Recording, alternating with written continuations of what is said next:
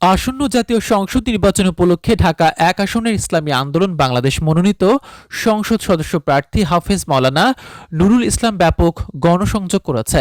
শুক্রবার দিনব্যাপী নবাবগঞ্জ উপজেলার বারুয়াখালী হাট বাজার সহ বিভিন্ন এলাকায় এ গণসংযোগ করেন।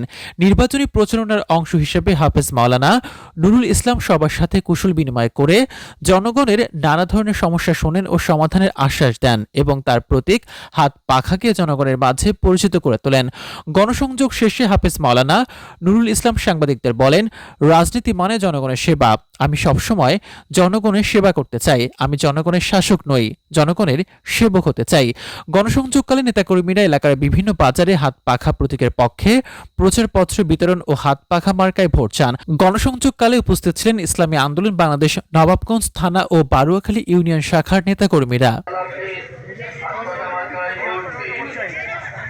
এলাকাবাসীর মার্কা হাত পাকা মার্কা, নবাবগঞ্জের মার্কা হাত পাকা।